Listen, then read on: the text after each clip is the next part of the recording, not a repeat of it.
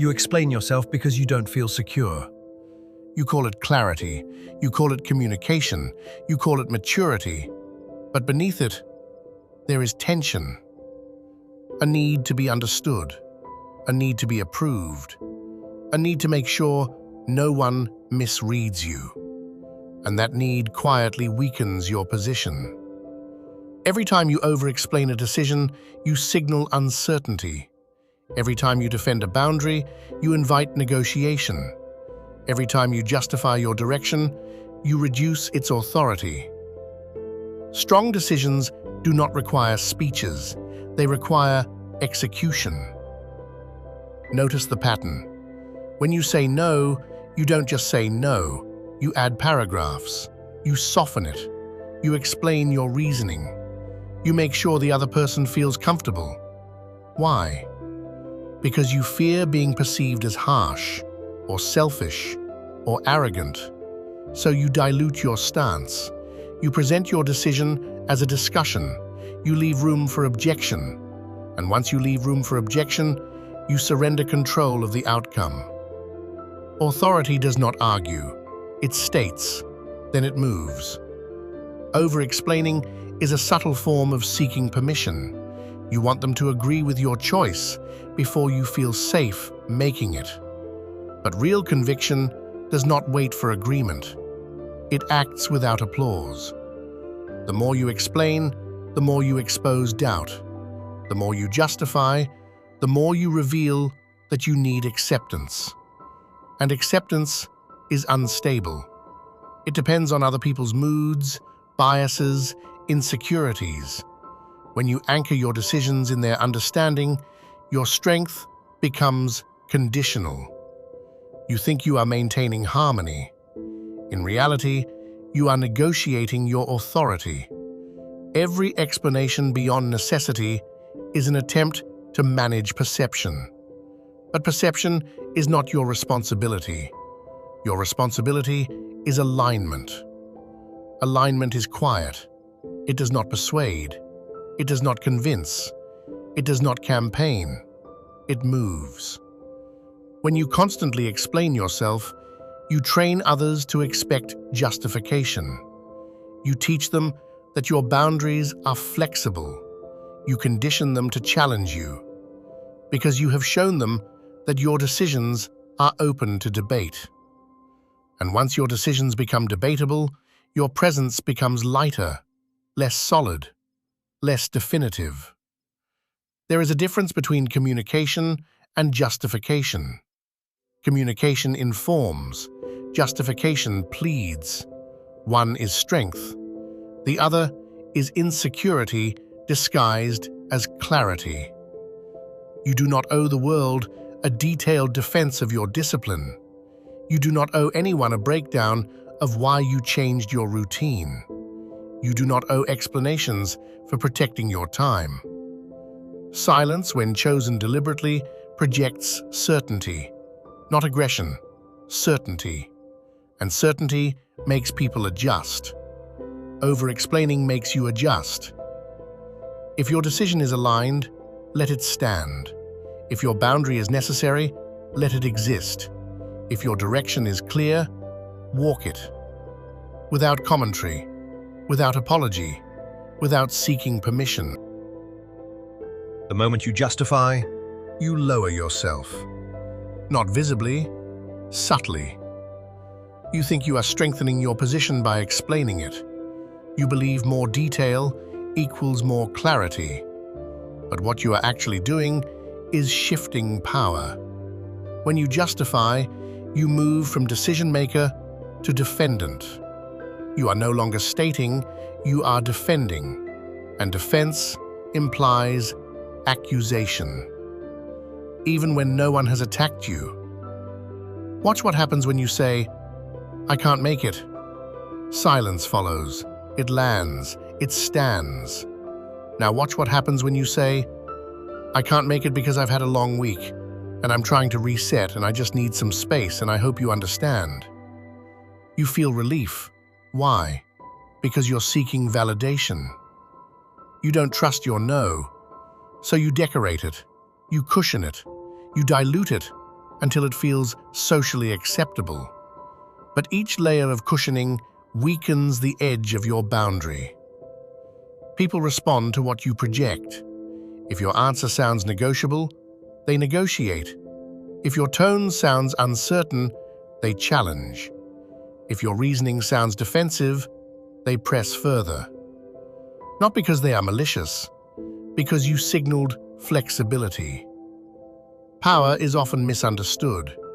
It is not loudness. It is not dominance. It is clarity without agitation. When someone is truly certain, they do not scramble for approval. They do not rush to fill silence. They let silence work. Over-explaining is often fear of that silence.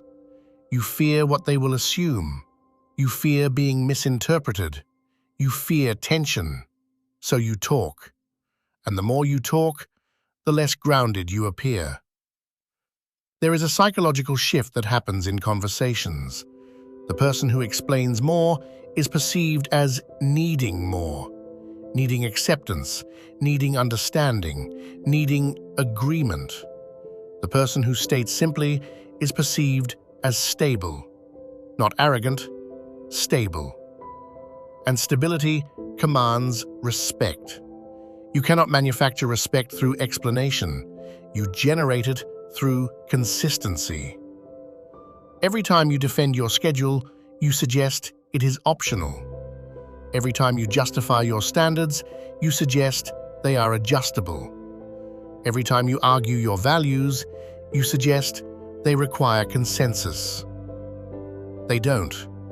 Your values do not need consensus. Your discipline does not require permission. Your direction does not depend on approval. When you over-explain, you are unconsciously asking others to co-sign your identity. But identity is not a group decision. It is a commitment. Notice who rarely explains themselves. The person who knows their worth. The person who understands their direction. The person who is comfortable being misunderstood. That last one matters. You weaken yourself when you cannot tolerate being misread, because then your actions are shaped by perception management, and perception management is exhausting. Silence is efficient. It preserves energy. It reduces friction. It forces others to adjust. The more grounded you become, the fewer words you require, not because you lack depth, because you do not need to defend it. You are not here to convince, you are here to decide. And decisions do not argue, they move. If you're serious about building this mindset, follow and subscribe. Everything here is about discipline, focus, and real progress. You explain yourself because you fear rejection. Not the loud kind, the quiet kind, the kind where someone withdraws, the kind where someone thinks less of you, the kind where someone decides you are difficult. So you talk, you clarify, you soften, you layer context on top of context, hoping that if they understand enough, they won't leave. But strength does not negotiate attachment. Over-explaining is often an attempt to control how others feel about you. You want them comfortable. You want them reassured. You want them convinced that you are still agreeable, still safe, still aligned with their expectations. But every time you manage their emotions before honoring your decision, you betray your authority. Authority is not harsh. It is steady. It does not tremble under perception. It does not reshape itself to avoid discomfort. There is a deeper insecurity beneath excessive explanation, a belief that your decision on its own is not enough, that your no needs decoration, that your boundary needs emotional cushioning, that your change requires narrative approval. It doesn't. If your decision collapses without explanation, it was never solid. If your boundary requires validation to survive, it was never firm. If your direction depends on agreement, it was never yours. The strongest positions are often the quietest. They do not rush to persuade. They do not scramble to defend. They stand and allow others to adjust around them. This is what makes silence uncomfortable. Silence exposes hierarchy. The one who keeps speaking is trying to stabilize the room. The one who remains composed already is stable. When you explain excessively, you subconsciously lower your position. You signal that you need understanding to feel secure. But security that depends on external approval is fragile. You must be willing to be misinterpreted, not recklessly, not arrogantly, calmly. If someone misreads your boundary and chooses distance, let them. If someone dislikes your standard and withdraws, let them. If someone feels uncomfortable with your growth, let them. Not everyone deserves an internal audit of your reasoning. Not everyone needs access to your thought process. Not everyone earns context. Explanations are intimacy, and intimacy should be selective. When you over-explain to everyone, you flatten your depth. You make yourself too available, too accessible, too negotiable. The more disciplined you become, the fewer words you use. Not because you are cold, because you are certain. Certainty does not panic in silence. Certainty does not chase approval. Certainty does not argue. Ask yourself, if no one understood your decision, would you still make it? If the answer is no, you are still seeking permission. If the answer is yes, you are ready to move without explanation. And movement without explanation is where authority begins. You don't need to be understood to be correct. Understanding is optional. Alignment is not. There comes a point where growth demands restraint. Not louder arguments, not better explanations. Restraint.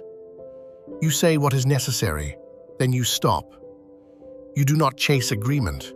You do not scramble to repair perception. You do not fill silence just to make others comfortable.